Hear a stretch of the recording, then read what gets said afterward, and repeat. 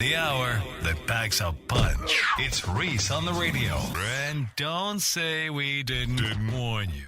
C is for cookie, that's good enough for me.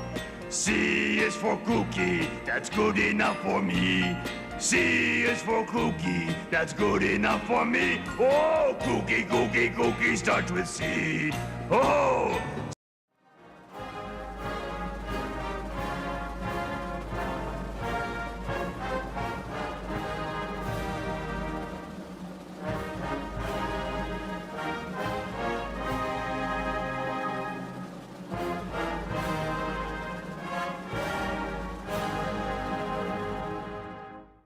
Of Reese on the radio. Whack FM. All right, ladies, buckle up. It's showtime.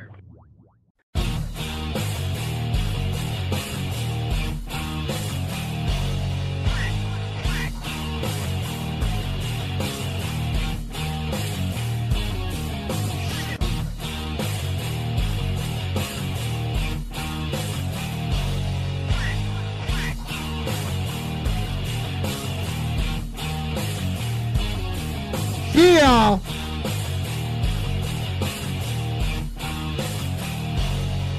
Yeah. What's going on, all you scallywags out there? You know what time it is. That's right. It's time for the world's most hated, and dare I say, the most racist online show in America. It's the Reese on the Radio Rundown with yours truly, Mr. Reese on the Radio.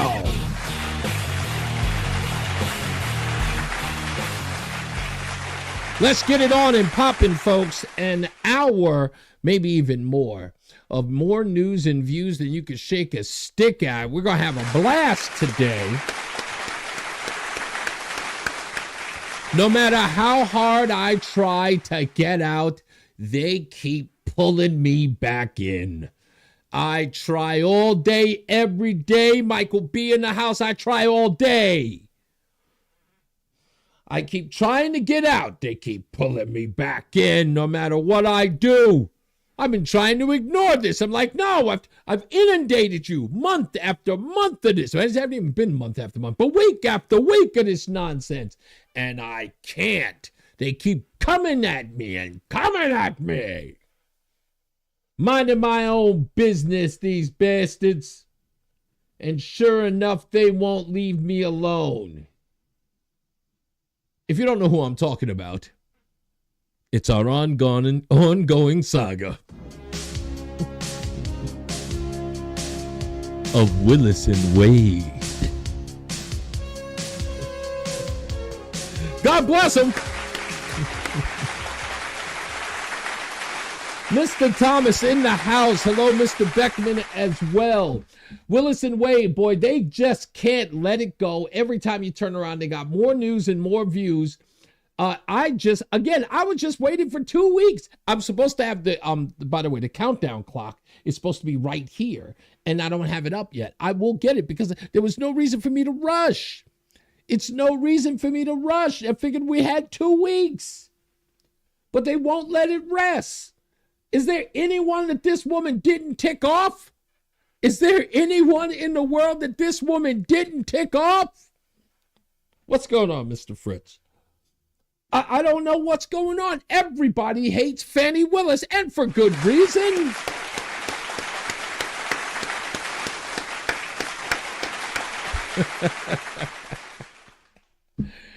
For good reason, the poor woman she's made so many enemies. As many women do. You know, it's always some damn soap opera with these women. You know who they are. Not all women are like this. My wife just came in. She was just like, what is it you said? I'm not talking about you, my dear. You are a stellar representation of your species and your gender. You are 100%. Boy, I can't tell you what my wife was just gesturing there to me. It wasn't the finger either. It was much more vile. Anyway, but this woman, Fannie Willis, as it were, this awful, awful woman, she's just a bad person. She's just a bad person. And I'll get into these two individuals in a second, okay? Because they are the crux of our story today.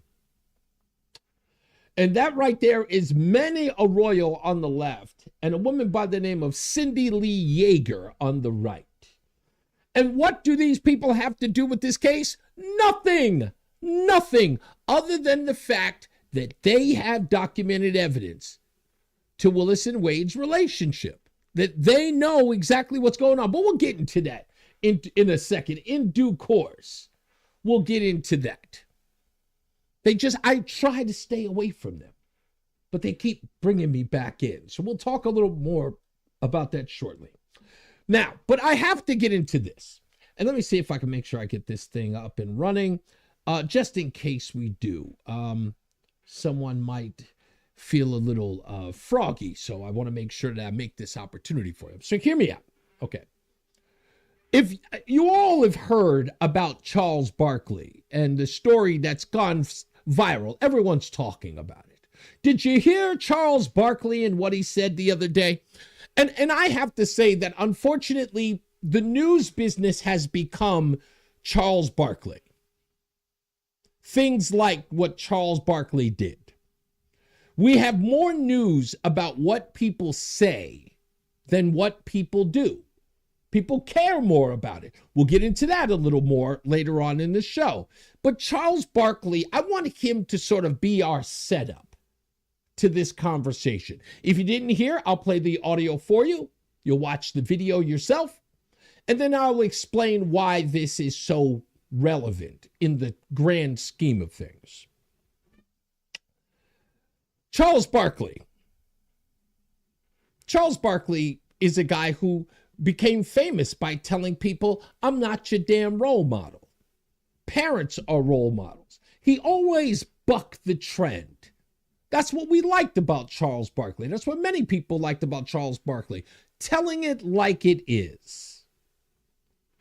But Charles Barkley has been in an echo chamber as of late, right? In some cases, he says stuff and it rattles the left, and then he'll say something that rattles the right. This time, he rattled nobody. Charles Barkley didn't rattle a soul. What Charles Barkley said today, anybody with an ounce of intelligence knows that what Charles Barkley revealed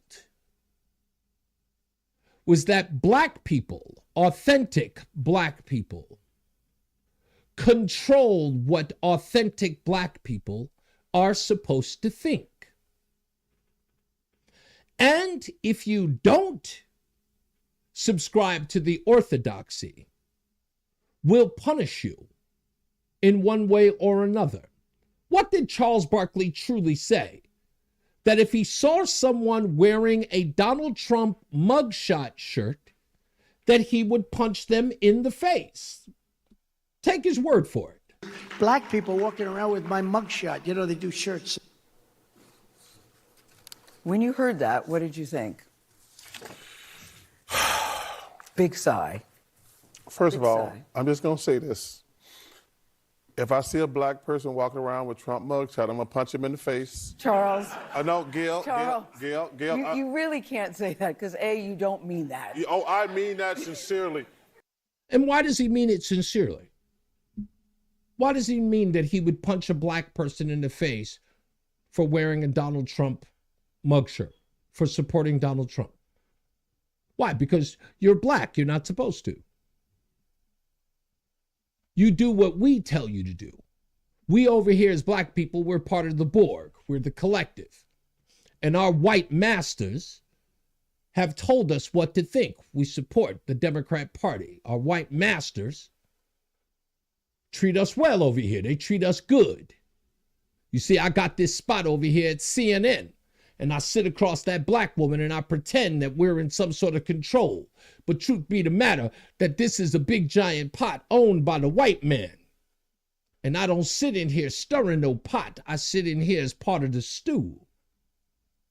And you black people better get your stuff in gear, or the rest of us, real black folks, are going to find you out in the street. We're going to punch you in the face. Permission to be frank? Let me be. Now, I'm going to get a lot of hell for this. And like I care. Gayle King, Oprah Winfrey, Charles Barkley, Stephen A. Smith, the whole lot of them, LeBron James. They are the true house Negro. They are. They are the true house Negro. How do you know? It's real simple. The true things that affect the black family, these morons say nothing about. While the same white masses that they bow and cow down to and take their paychecks tell them to say nothing when it's truly detrimental to the black community. Charles Barkley might go off script here and there and talk about how San Francisco is violent, but he won't come out and go actually visit any of those gangs out in those communities. He talks about them in his pearly white castles with the pearly white master, and then calls himself controversial. That's what he does. And then tells people he's got the right to tell blacks what to think. You support that Donald Trump guy, and I'll punch you in the face. It sounds like Charles Barkley done joined the Klan. Because I remember that the Klan used to threaten violence of the Negro if he didn't do what he's told. I remember that quite often. How you gonna vote, boy? You gonna vote for them Republicans? Don't expect your house to be here tomorrow. You gonna vote Democrat. That's right. Hurry up and do it, boy. Or you better not show up at all. And Charles Barkley running around there too. He might as well be the black face of white supremacy. I see that black man walking around in a Trump mug shirt. I'm going to punch him in the face. I'm going to do that white man tell me to do. I'm going to tell my black people that they need to get in line or they'll be met with violence. Don't believe me? Well, listen to dumbass Charles Barkley. I'm going to just tell you something. And then you will be arrested for assault. And then what? That's okay. The white man pay him enough money so he can get himself out of jail. I'm going to bail myself out and go celebrate. If I smell Don't encourage him. Don't encourage him. Okay, but go ahead. Seriously. Continue. First of all, if I was at that conference, yeah. I'd have got up and walked out. That So? was an insult to all black people. Oh, tell me how. Because he's basically just saying, and first of all, to compare black history where we've been discriminated against to his plight. Yes. Well, first of all, he's a billionaire. So he can't be discriminated against because he's a billionaire. How about you there, Charles Barkley? You're a millionaire. Can you no longer be discriminated against? Oh, that's right. You're black. Donald Trump can't be discriminated against because he's white and he's a billionaire. Impossible for him to be discriminated against. How ignorant could this Negro be? And they're prosecuting him for stuff he did wrong. Really? He's been convicted, Charles Barkley? Oh, I keep forgetting. This Negro is an idiot. Gayle King, can you correct the record for this bozo? They prosecuting him for stuff he did wrong. And for him to It's still in the court system, Charles. We have to wait. It's still in the court system, but continue. Yeah. Thanks, Gayle. I appreciate you. Now, continue, Negro. Well, Continue. some of the stuff is true. They did storm the Capitol. They did storm the Capitol. Donald Trump, you're talking about. Now he's a they? I didn't understand Donald Trump changed his pronouns there, stupid. They did say that the election was stolen. Those aren't lies, Gayle. Yes, they did say the election was stolen. That's not a crime there, bozo. This guy sounding like one of his white overlords yet? Yeah, long time ago. Those are They facts. did say that. They did say that. But to compare, I would have got up and walked out because it's not a fair comparison. You know, he's a billionaire. He's had a great life. He's been president of the United States. To insult black people who have been discriminated against all these years. He didn't insult anybody. And the only thing he said was that black people had told him they felt that he was being discriminated like they had been for so long. Talk about a misrepresentation. But look at this Negro. Look at this Sambo. And that's what that is. That's a Sambo. That's a Quimbo right there. Right there. Sitting right next to Kizzy. Right there. Sad-ass Negroes. They think they're standing up against the white man while they serve the white man. And then call themselves black revolutionaries, independent thinkers. God bless them. God bless them. They're so stupid they don't even know it. So stupid they don't even know it. They don't even understand that it will be a million of them repeating the same nonsense, and none of them think they're sheep. But then again, folks, do sheep know that they are? Of course not. They're sheep. They're too stupid to recognize who they are. Charles Barkley and Kizzy King over here, they have no idea who they are. They have no idea that they've been brainwashed, hoodwinked, led astray. They think their white masters are smarter than everybody else, are more noble, more virtuous. Probably because they keep telling them that they're victims and they'll never be anybody. They'll always be second-class citizens. And these two morons sit idly by and embrace that. Look at Massa telling me I'm a victim. He must care. Look at Master telling me that I'm a second-class citizen. He care about me. Look at Master telling me I ain't never gonna get nowhere. He must love me. Negro, please.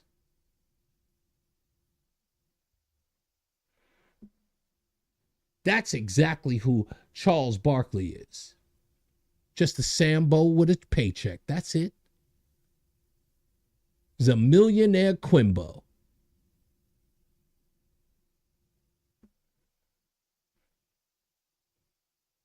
I'd tell him to be ashamed of himself, but how could he be? He's got all the money to wipe away his stupidity, and he won't use it. It's like a dummy with a smartphone.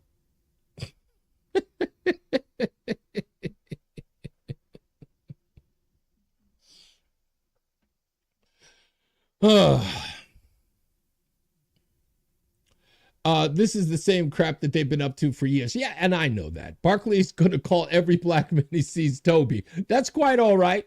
I told you, that's the greatest part about this administration. Charles Barkley set up what I already said 2 weeks ago. What did I say 2 weeks ago? There is going to be a moment where they're going to start attacking black men. That moment was going to come very soon, where black men who support Donald Trump were going to start to be maligned. That, ladies and gentlemen, Charles Barkley's comments are the shot across the bow I told you about. That's simple. Telling black men, condemning black men, telling them that they are out of step if they support Donald Trump. You better get your ass over here, get in his house, get yourself some cornbread, shut your mouth. It's sad, but it's true. It's sad, but it's true. Speaking of talking about what people say, and I was trying to have a conversation with Michael Gay from the Michael Gay Show, and who's probably listening. And Michael Gay, if you are, don't get mad. Get even. Pay very close attention to this. This is something that I see going on all the time. If you're watching cable news at any time, and I understand why people don't watch the news. I understand why people leave the news in droves. But if you're watching the news, you'll pay more attention, especially on politics in general. CNN, MSNBC, ABC, NBC, CBS, they spend a lot of time talking about what Donald Trump says. Did you hear what he said? Did you hear his speech? We can't play his speech. The words are always the most important to people. Let me break down why that is, okay? If you're on the left, if you're a leftist, you're already a sensitive person. Words hurt. Words affect you. You're a fairer person. You are of fairer stuff. You're not resilient. If words affect you in a way that makes it, did you hear what he said? Did you hear what he just said? I can't believe he said that. I can't believe a person would say something like that. You just said that? Oh my God. I can't believe you thought that. You were thinking? You thought of that while you were thinking? You didn't think this way and thought that way? I was on a conversation today with Darius McCreary. You know, Eddie from Family Matters. You remember him? Yeah, I was doing a podcast this morning with him. And he used the old famous term. I loved every bit of it. He said, you don't have an open mind, Reese on the radio. Negro, please. He was concerned that I wasn't a fan of the transgender movement. And I told him that that was just a man in a dress, and they are nothing more than a transvestite. And he called that politically incorrect. He didn't want to be canceled, he said. I don't want to be canceled. He's very, very subdued by the cancel culture. He's very chained up. People think they don't understand, and it's a form of slavery. But, they're free people, apparently. But he kept using terms like, you need a hug. You need to open your mind. He couldn't believe that I was actually saying something that was an antithesis of what he believed. Couldn't believe it. You think that? Oh my goodness, I can't believe you said that out loud. You think those things? This is a liberal thing. By the way, nothing is more embarrassing to see black men do this. And at the same time be rappers and killers. It's 180 degrees out of phase. It's like, how can you be the toughest person in the world but affected by words? I don't get it. Like, you're the toughest guy ever, but you want to kill somebody because he insulted you verbally. I don't get it. The duality, it messes me up, right? But then again, it proves my point that these people are weaklings, right? Psychologically, they're piss ants. They're always affected by the words. That's why they're always running to the things that Donald Trump says. You heard what Donald Trump said? He said that he could shoot somebody on Fifth Avenue and still gain in the polls. Somebody would say that? And I'm like, yeah, and what's the problem? You guys think it's a joke. I'm like, do you think he would really shoot somebody on Fifth Avenue? Well, yeah, because he said it.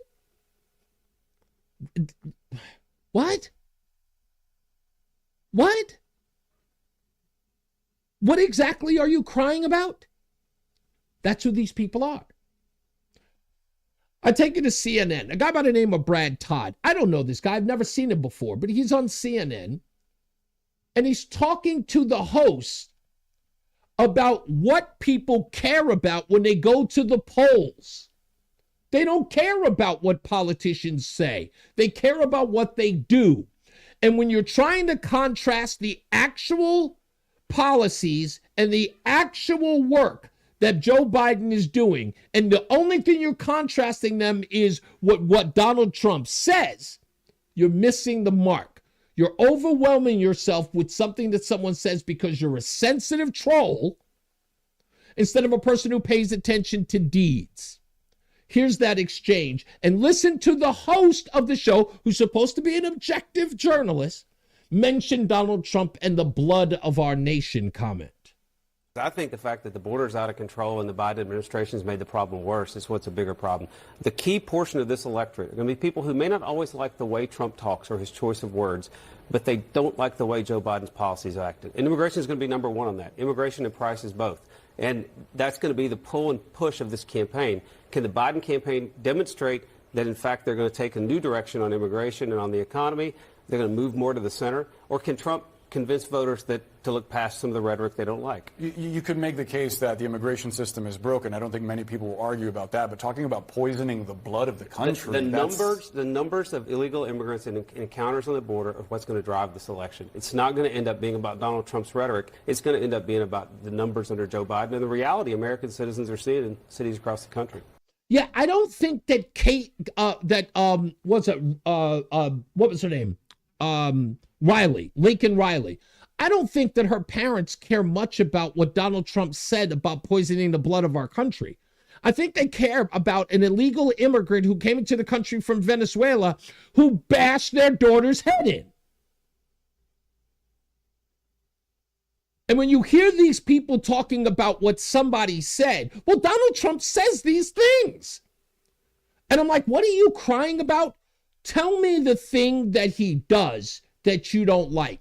And the weird part about it is what do you hear from most of these bozos? Nothing.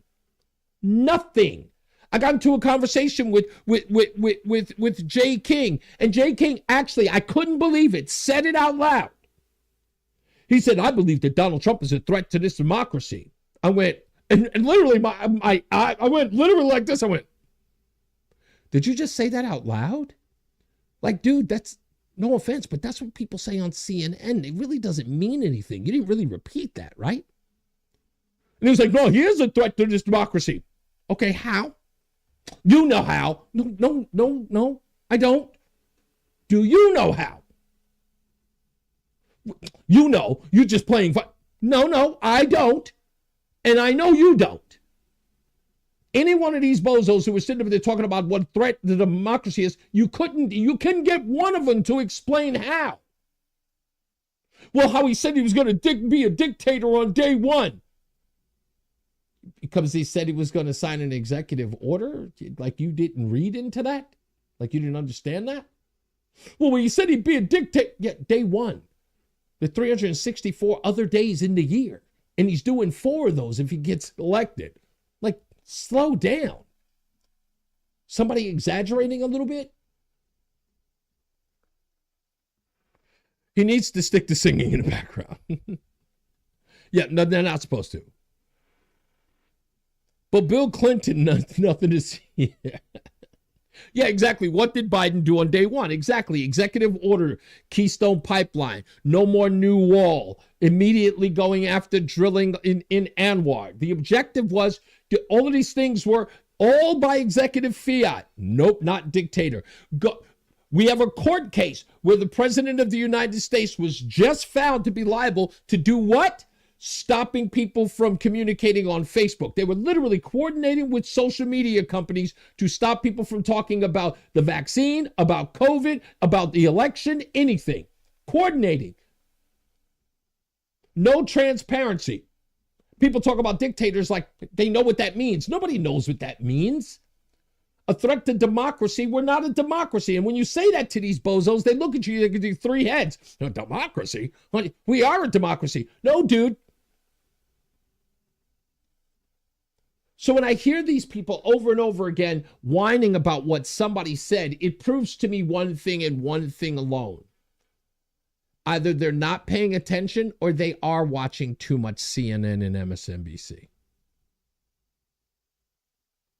What I find interesting is that both of those networks won't even cover a speech by Donald Trump when it's live. They won't even broadcast it. But then we'll find a snippet to inform its viewers about that they didn't like or that they can parse into a comment that they can use against him. But every one of his speeches are live for everyone to see. You have to watch them online because the major news networks won't cover them. And for reasons I can't seem to understand. The part that always drives me nuts is that Donald Trump is a liar and he's going to spread lies and all that. So what are you afraid of? If it's a lie, why are you concerned about it being on the air? Well, because we would have to fact check him in real time. How is that your job? Your job is to inform us of the news, not determine if it's fake or real. You're just supposed to report. That's it. It's the who, what, when, and where. You get to the why when you know why. If you don't know why, shut your mouth and move on to the next story.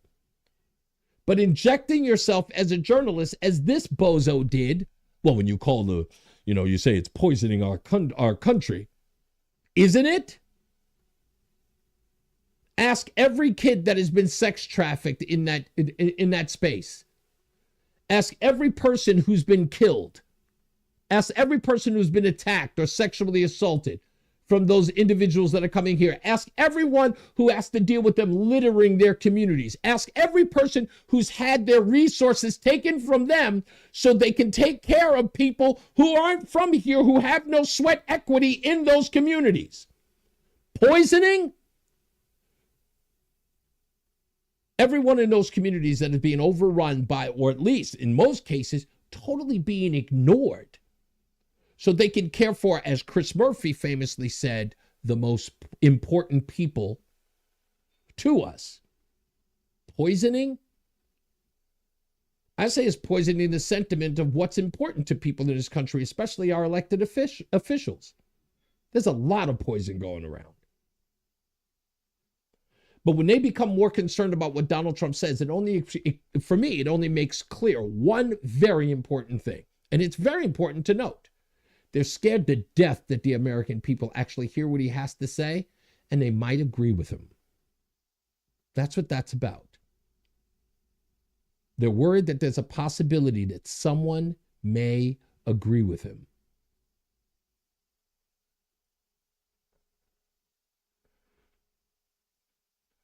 My hometown has gone straight to hell, speaking of New York. And the Attorney General of New York City is responsible for that. Yeah, that's Letitia James. I like to refer to her as Chewbacca. Chewbacca James. What is this poor woman doing to the city? I couldn't tell you. That's her. That's the ugly duckling of the Kardashian family. If you haven't heard this story, ladies and gentlemen, if you haven't heard this story, this was an opinion piece in the Daily News from Betsy McCaughey.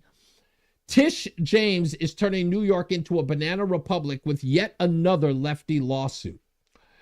New York State Attorney General Chewbacca James has a beef with beef.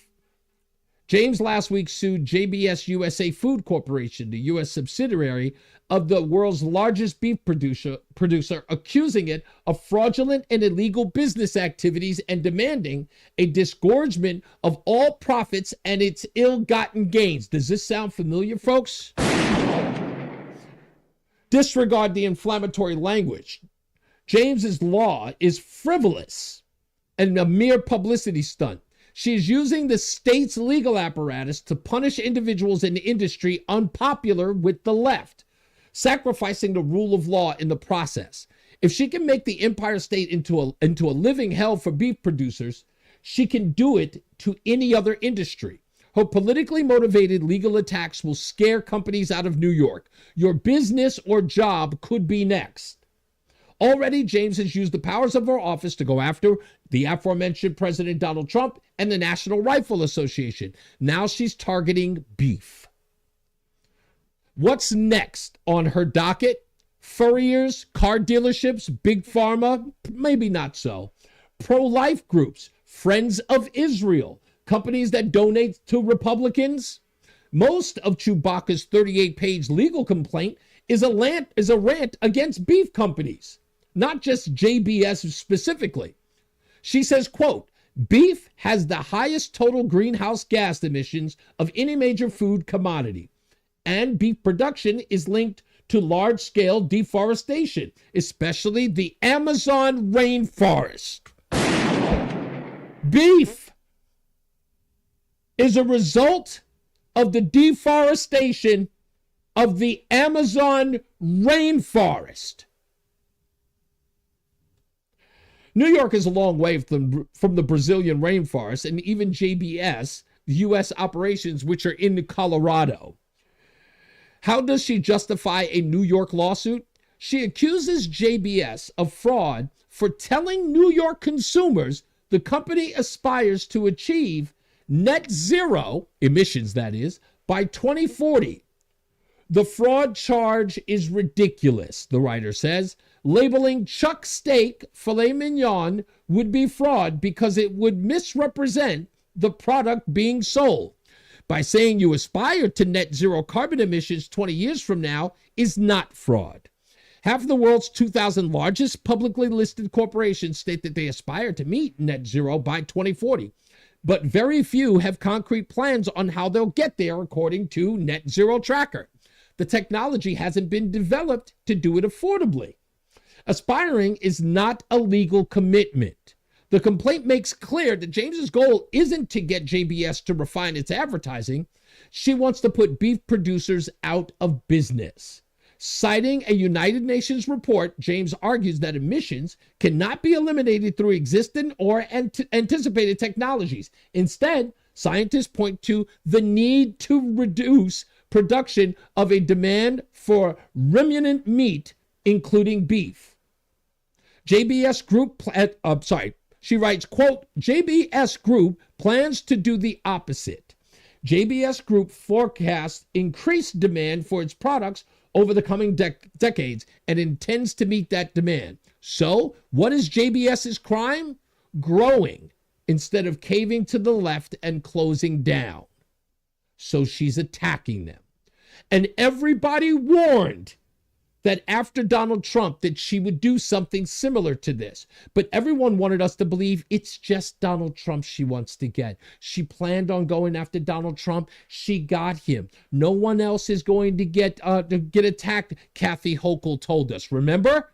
All the other businesses are not like Donald Trump, so they're safe. Letitia James waited no time at all. So now she's going after someone. And guess what? She'll get a favorable judge in New York, and she'll haul them into those rooms. And that judge, they'll turn around and say, nope, we're getting rid of you. And it doesn't matter whether or not they have a jury trial or not. It's New York City. They will get a favorable jury. And JBS, what will happen to them? Oh, they'll be fined hundreds of millions of dollars as well. And they'll be forced to have to do the same thing that Donald Trump is going, put up a bond in order to appeal. But the objective is to hurt them and to make them leave the city. They'll have to leave the city. Now, I keep asking myself, look, New York City, man, it's the mecca of business. It's where billionaires are made. Not anymore. The objective is to kill New York. It's to destroy Babylon. That's the idea. New York is the mecca of wealth. And wealth is the enemy. Do you understand that? New York City has to be destroyed because the thing that it represents most is capitalism, wealthy, opulence, Broadway. It's got to be destroyed. You take down that mighty giant that is New York, and trust me, they're going to have at it. From Bloomberg to de Blasio to Eric Adams, and Letitia James. They are well on their way. Crime is rampant, can't ride the subway. They've turned over the asylum to the maniacs. Wealthy people won't be able to live there because remember, they are a blight on their final vision. The rich, the wealthy, the well-to-do, the businessman, those people are the enemy. This is their version of the meek inheriting the earth. That's what's going to happen.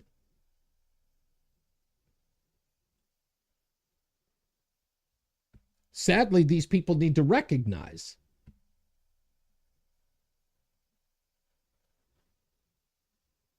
yeah, bring back the graffiti. Yeah, there's no such thing as... She is more of a porky lady than the... Forget Mrs. Pinky. Hope the judge doesn't work for Ed Equinox. Peter Luger's is going to be a wrap. That's it. Close them all down. It will be Gotham City. That is a great point, Michael. Gotham City indeed. The only way to do business in New York will be corrupt. That'll be what it has to be. All right, to our top story today. Manny Arroyo and Cindy Lee Yeager. Who are they? Why are they important? Well, you know why they're important. They're a part of our ongoing saga. Is it saga?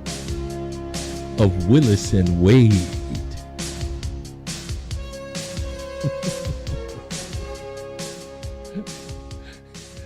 It's just sad that this is going to. So Manny Arroyo is an attorney, and Cindy Lee Yeager, is a Cobb County prosecutor. And both of these individuals have direct knowledge of a relationship between Willis and Wade as early as 2019. As early as 2019. And both of them have paperwork filed to the court of Scott McAfee saying that they are willing to testify under oath what they know about that relationship. Now, Cindy Lee Yeager is an interesting person in all of this. What's her take? Well, according to the affidavit that was filed, Cindy Lee Yeager knows Terrence Bradley personally. She worked with him.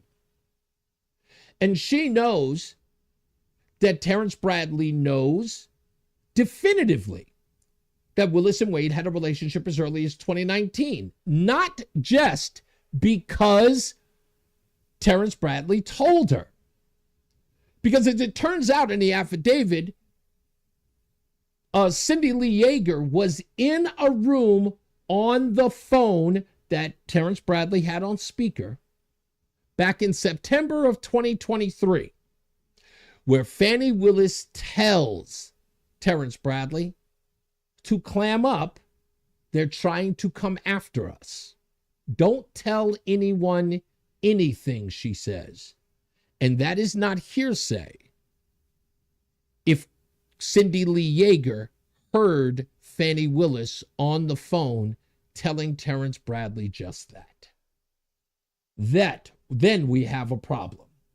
Here's 11 Alive Action News in Atlanta. A second hearing is now set for the state Senate committee investigating misconduct allegations against Fulton County District Attorney Fannie Willis.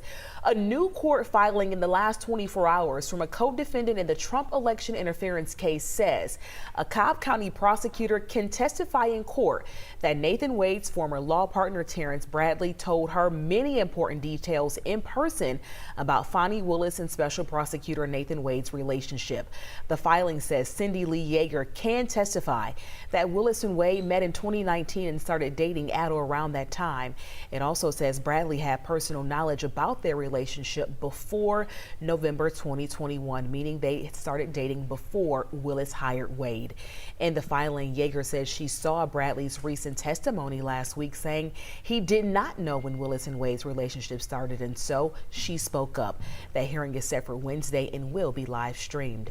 This all comes as a judge decides whether to disqualify Willis and Special Prosecutor Nathan Wade from that 2020 election interference case. They're both accused of having this improper romantic relationship. Yeah, we know that. Come on, are you kidding me? We are the epicenter for Willis and Wade. You ain't got to tell us that. What Jonathan Turley had to say about it today on Fox News was even more interesting. And it brings up the question, because a lot of people have been asking. It's like, what's the deal with Willis and Wade? This is a lot of stuff to have to deal with. People are coming at you from all angles. You clearly made some enemies, and they all wish to get you off this case. I mean, they're aiding the Trump administration. They're aiding the Trump allies. They're aiding the defendants in coming after you. As I mentioned, Cindy Lee Yeager is a prosecutor from Cobb County. Even she's coming at you. I mean, there's no honor in that field. Even she's coming forward to come after you. Something is afoot. And with all of that, of course, there's some people, and I take both sides. One side can go, hey, I'm going to stick around because, they're coming after me and my pride's, I got to take care of my pride. You know what I'm saying? Ain't nobody going to shut me down. I'm the first black prosecutor in this town, and these people are trying to come at me, and I just got to do what I got to do, and I know this case is solid. And then there's the other part that's going, all right, this is getting a little messy, and my reputation is on the line here. I can live to fight another day. I can resign from this case, just remove myself. Nathan, let's remove ourselves. Let's give it to the team and let's get them to get this prosecution. At least it's a win for the office. You know, it's a win for Fulton County. And those people who were here to serve, who we're doing this for, the people on their behalf, we are getting justice for them. And this guy, Donald Trump, we're going to get him. We're going to get him for trying to overthrow that election in Georgia. Give that to this capable team, and we'll step aside. And won't do that. They're hanging on, literally, by their fingernails, and won't let go. And Jonathan Turley was thinking about that today. Well, it was painful to watch. It had that look of a hostage tape where he was just saying, I know nothing, I heard nothing, if I said anything, I didn't mean it. He's talking about Terrence Bradley's testimony, which was an embarrassment of riches. The problem is that this is getting worse by the day. So this new filing has another attorney, an officer of the court, saying, look, I heard that testimony and I was shocked because I did hear with absolute clarity the opposite of what was being stated to the court. And so you have this situation for the judge where you have emails where there isn't any ambiguity. He is very clear that this relationship began before Wade was hired. And now you have this other attorney saying, yeah, that was the same clarity that I heard. So how does the court deal with that? What is very clear is that the continuation of Wade and Willis is undermining their case, undermining their office, and they have put their interests before that of the public. And I would call that a conflict of interest in and of itself, by the way. I am quite astonished that they have not stepped aside. They have an independent professional obligation towards their office, obviously to the people of the county. I don't believe that they're shouldering that responsibility, regardless of what the court is doing or will do. Wow. We'll see whether or not Cindy Lee Yeager is to be heard from in that court sometime soon. Thank you, sir. Do you think it'll happen or no? Will the judge allow it? I'm not so sure. I would bet against it. I think that this judge is ready to make a decision, and this drip, drip, drip is going to have to stop. But it's in the record, and he may have to take note of it. Which I believe he'll have to do. I think he will have to take note of it. I think he's got to pay very close attention to it. It gets worse and worse for them. I wish, like I said, I wish that they would just resign. Get yourself out of the way, you know? You got a lot of oncoming. Just take the L. It's crazy. Well, anyway, it's Super Tuesday, ladies and gentlemen. That's always fun. Michael B said, I hope they televise their bar hearings. So do I. So it's Super Tuesday. If you're voting in your state, please get out and vote. It doesn't matter to me who you vote for because your vote, your choice, your vote. Do whatever it is you got to do. Vote what's best for you, and vote what's best for your interest or whatever it is. But CNN went to North Carolina, which of course is having a Super Tuesday, and what's interesting about this is everywhere I go when I'm checking out news, when it comes to this Donald Trump and Nikki Haley thing. Why is it? Is it me? I don't think it's me. I think it's everywhere. Every time I check this out, when the reporters get somebody voting for Nikki Haley, first they say, I can't vote for Trump. I'm voting for Nikki Haley. And then that reporter will ask, who are you voting for in the general election? And they say that they're voting for Biden. I'm like, again, I don't know if Nikki Haley's camp is watching that, but this happened today. And by the way, I loved how CNN is trying to say that the people that they're talking to, the first thing that's on voters' minds is abortion. I'm serious. Remember what I said? I said they tried to make abortion the 2024 issue. Immigration took it over, and they hate that. And people are still trying to push abortion as if that's the issue everyone cares about. It's not.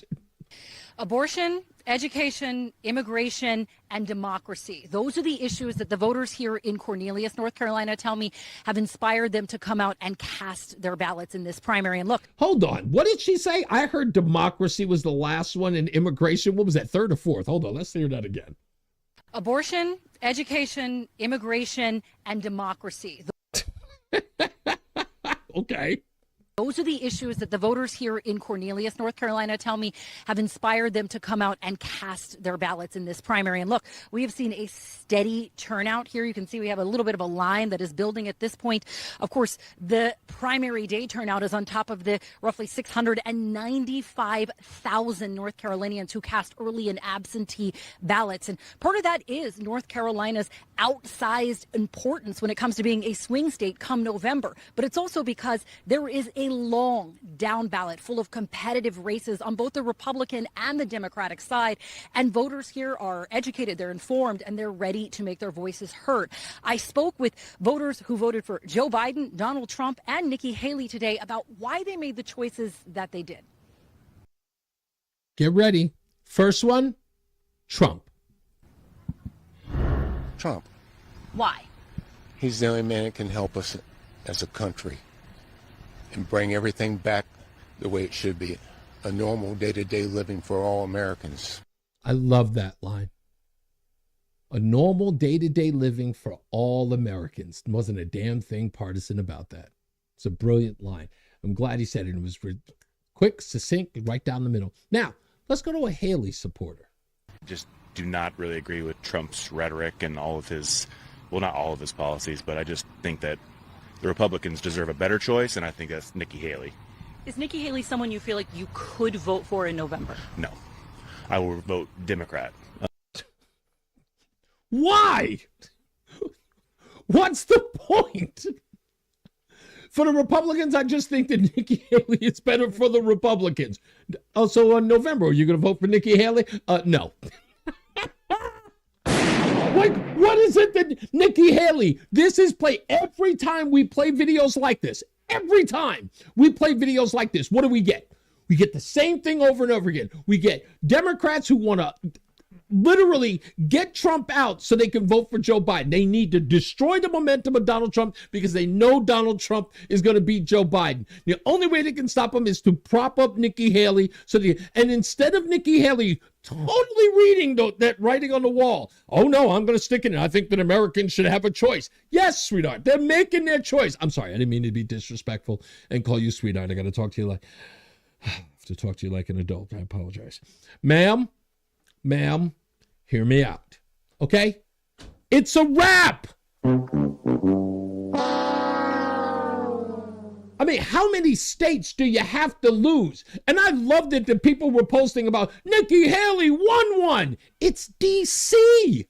It's D.C., the District of Columbia. Do you understand? By the way, guess how many? I don't even know how many people are in D.C. I want to say it's like 5 million, maybe 7 million.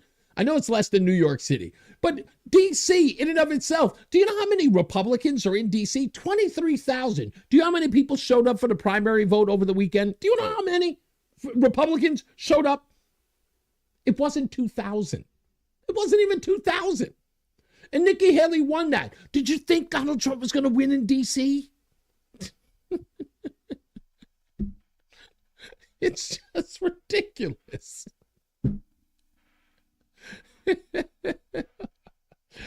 You just plagiarized Taylor Swift, encouraging Swifties to vote. Are we your Reese's? I hope not. Reese, I just got my wife Brenda to like your podcast and radio. Be great if you give Brenda a welcome to your show. If you give Brenda a welcome, if you don't, I understand. Oh, Brenda, listen, Brenda. All new listeners get a shout out and an acknowledgement. Now, I almost screwed up and called you newcomers, but the Biden administration has completely commandeered that term now for the illegals coming in at the southern border. So I won't call you a newcomer because that I would deem that an insult. So you're a new listener and welcome aboard. We appreciate you being here. Just so you know. All right, last but not least, before we get out of here, this goes back to my Darius McCreary conversation earlier today.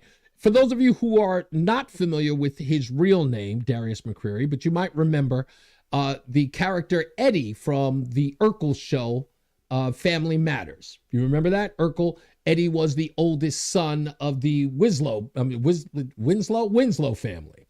And Darius McCreary, he knows me. I don't really know him, but he knows me. But we got into a conversation today about transgenderism.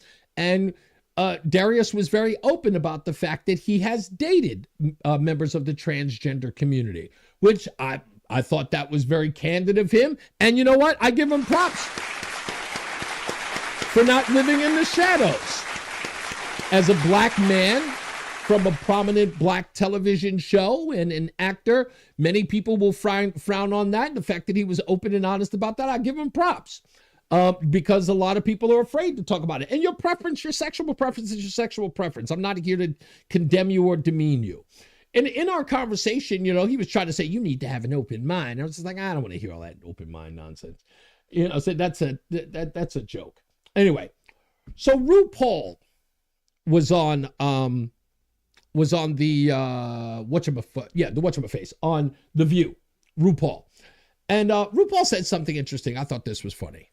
What do you think of this? Well, listen, you're born naked and the rest is drag. Everybody That's right. Everybody is playing a role. Everyone. When you get out of the shower, you put on your drag, right? Mm-hmm. So here's the thing. Art doesn't have to explain itself. Drag is art. Here's the thing. Drag pokes fun at that stage play that I was talking about earlier, the roles that we play. It's there to remind you, do not take yourself too seriously. Yes. Don't take yourself too seriously. Now, there are things that you should take seriously. Yeah. You take kindness seriously, you take love seriously, take sweetness seriously, but don't take yourself too seriously. And the people who want to go up against all that are afraid of our light, of our laughter, of our joy, of our... No, we're not. I'm sorry, baby. I'm so sorry, baby. We are not afraid of you. You like to drum that up in your little echo chamber of people who already agree with you, baby. We're not scared of you. You're a man in a dress. Nothing about you is threatening. We find you to be sick. We find you to be mentally unstable. Baby, we pray for you. We're concerned about your well-being, but we are not scared of you. We are scared of what you do to yourselves. That's what we do. How you try to convince yourselves and the rest of the world that you're okay when we know you're not. That's why you're running around here wearing all that flamboyant stuff. Look at me, look at me. Because outside of that silly little outfit that you put on, nobody notices you. You're like a face tattoo. You're a t-shirt. The reason why you dress in drag is because no one ever noticed you as a child. And if they did notice you, they hurt you. And now you wish to put the shoe on the other foot and express to everybody else, look at me, I'm flamboyant, I'm risque, I'm fearless. When deep down we know you is scared as hell. And you put on that costume so that no one can see the real you. We know. We understand because we've all dealt with trauma. Some of us have just not decided to put on a dress to cover it up. Some of you have. We recognize who you are, baby. We're not scared of you. We pray for you. You're going to be all right, though. Now, these hags over at The View, I love them. They start talking about who's jealous. Our dancing, our music, that is the antidote to all of this negativity. Our biggest tool in fighting all that is our love and our joy. So do more of that. I think they're jealous because they see you guys having so much fun. I think so too. Yeah, they're jealous. Yeah. We're just jealous. Sure we are, Joy.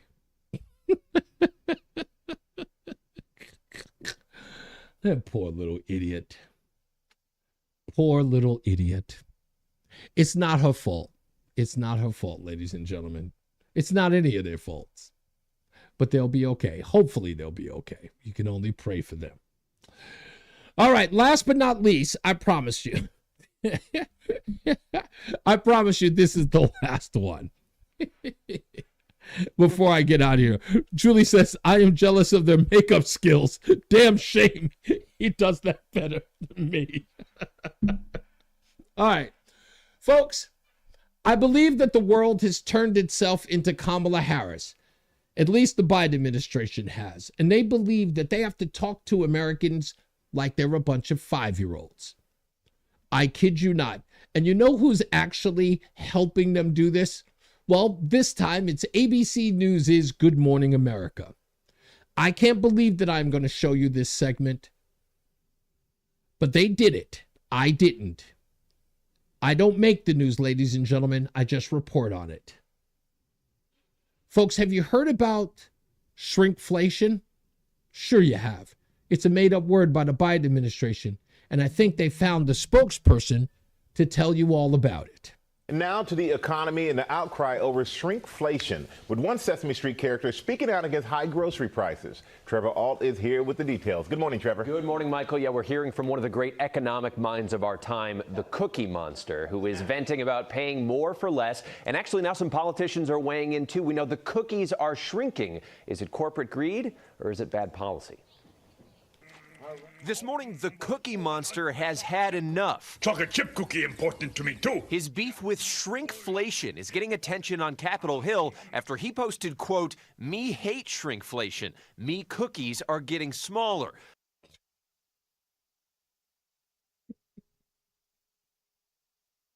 Now, don't get me wrong, folks. I know that Muppets aren't real, but I love Muppets. I'm a big Muppet fan. I mean, just growing up, I never tell anyone, but I love Elmo. I never tell anybody that, so it's the first right here. Big Elmo fan. I think he's adorable. Okay? Fozzie Bear is my favorite Muppet of all time. Why? Because he's a comedian, and Waka Waka Waka was my favorite thing growing up. I love Fozzie Bear. And the Cookie Monster is my second favorite, because I think he's funny as hell. I just think he is. Now, folks, don't get me wrong. I know they're not real. I know that they are Muppets. They are nothing more than puppets. Somebody's hand is up there, and someone is voicing those characters. But I love them. But if there was ever a bastardization, a disgusting display of those characters who I grew up to love and I still love today, it is this. And that is, me hate shrinkflation. I want to kill people when I hear this. It makes me mad. It just makes me mad. Not because they're doing this to Cookie Monster. I don't want an association with Cookie Monster. I don't want to be like those people who get upset about what Trump says. I don't even want to be mad about that. I don't want to be mad. I don't want to be like them. But I got to tell you that this is actually disgusting.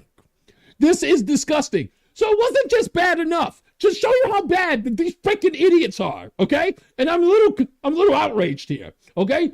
Me hate shrinkflation. Me cookies are getting smaller. I'm like, Cookie, come on, man. Come on. Have some dignity. I've never seen Cookie Monster give a damn about the size of the cookie. He eats them all anyway. And now to suggest that Cookie Monster cares about shrinkflation? Come on, man. Nobody believes that nonsense, and I'm not falling for it. But to make matters worse, this happened. Senator Sherrod Brown responded, "Me too, Cookie Monster. People in my state of Ohio are fed up. They should get all the cookie they pay for." That's it. I'm done. I'm freaking done. I'm done. I'm done, people. A sitting member of Congress responded to Cookie Monster as if to suggest my people in Ohio are angry too about their cookie sizes. Really? Really? And the stupid thing about this is, what is this an attempt to do? It's to suggest that the reason why people are getting less for the stuff that they're paying for is the greedy corporations. No! This is a result of the Biden administration's increase of inflation. Everything that they've done, every budgetary thing that they have done that has hurt industry to the point that they actually shrink the food items and charge you more for them just so they could survive. So they save a little on product so they can stay afloat under the circumstances of not being able to make any money. And these bozos are trying to actually sell the idea that it has nothing to do with their own administration. Give me a break. And then to drag Cookie Monster into this, his good name into all of this is really, really upsetting. I just want to let you know that. I would have, you know what? Somebody said Grover. Grover works as a waiter. Will he tweet about having a living wage? Probably. And I would have accepted Grover in this, but of course it's Cookie, so it had to be Cookie Monster. But I couldn't believe it. Haggis says shrinkflation happens in cold water.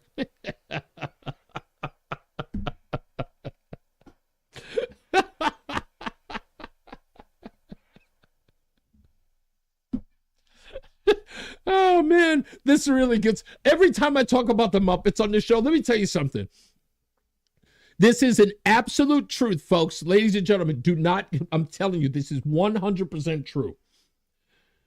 I did a show about Sesame Street introducing 2 new black characters to talk about melanin. It was one of the most watched shows of the year.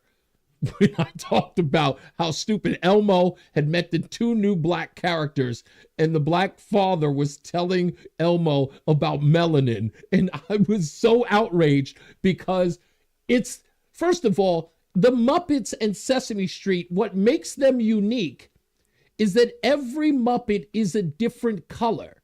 From Elmo to Grover to Cookie Monster to Grouch to Big Bird. To Bert and Ernie, they're all different colors. And they all live in unison and they all help each other and they live on Sesame Street communicating and working together. And their colors, in essence, are as an example of who they are, right? You see all these different colors and no one ever mentions it, right? No one ever mentions their color. And then Sesame Street out of nowhere decides, we're going to bring in black characters. And the first thing that ran through my mind was, wait a minute. Don't we have black characters on Sesame Street already? I always thought they were there. But for some odd reason, I guess they didn't. Now, I was a little upset that Sesame Street introduced a kid who had AIDS. That was a little troubling because nobody has sex on Sesame Street. No one's having unprotected sex on Sesame Street. And even worse off, this character got AIDS through a blood or HIV from a blood transfusion. And the first thing that ran through my head was, wait a minute. Nobody gets a blood transfusion on Sesame Street. They don't even have accidents. No one's ever been thrown out a window. No one's ever been caught in a drive-by. What are you talking about? A Muppet with a blood transfusion? What are they doing at Sesame Street? So I apologize that I'm a little exercised about this.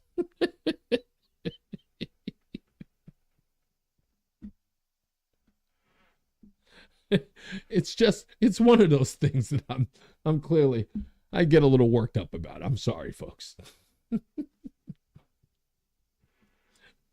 So I will try to tone it down.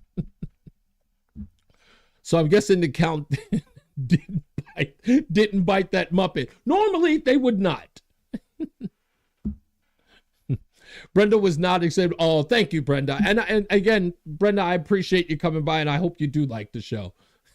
Yes, Greg, great question, Greg. Greg says, who were the white Muppets? I don't know. When I was watching the Muppets, no one cared. It was like they were looking for a problem to create. I have no idea why this makes me this angry. I don't know why. I'm laughing at myself as I'm thinking about it. It's like, why am I so exercised about this? And I guess for some odd reason, you know what? I'll put it to you like this. It's like going back to your old neighborhood and finding out somebody demolished the house you grew up in. Like you go there to take your kids and you want to show the kids where you grew up and you get there and they tore down the house and somebody put like a shopping mall there, or you come back and they built like a parking lot and it's not there. And it feels like somebody took something from you, right? Like the memory doesn't exist because you can't really share the memory. You can only tell them and there's nothing tangible to show. And that's what I kind of feel like Sesame Street. I'm just like, look, dude, your product was a great product. You've been around since November of 1969. And you've stood the test of time on public television. Do you understand that? On public television. There's nothing to change about the Muppets and Sesame Street. I don't know. It's just, I find it crazy. I just find it crazy. Some people say that Beaker was their favorite one. I don't know. Beaker, I don't know why. I don't know why I didn't like Beaker. I like the Swedish Chef. More. Oh, Jesus, don't get me started. It's time for me to go. Hey, I want to give a shout out to Twitter.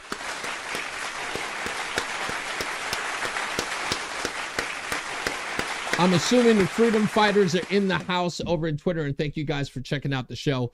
Facebook, anyone and everyone, I appreciate it. It's been a wonderful ride today. Tomorrow, we'll talk about the results of Super Tuesday. I hope you guys are watching it. Yeah, I mean, guess we'll be back. As I always say, radio is free, so we thank you for paying attention. Remember to keep JC in your hearts and in your mind. Sean Patrick, we love you and we miss you. Remember that panic is not planning, so plan your work and work your plan. Me, I'm Reese on the radio. You have a good night and a pleasant tomorrow, because we hope to see you back here tomorrow, too. Holla, holla, pop your collar. Be good to each other. I love you.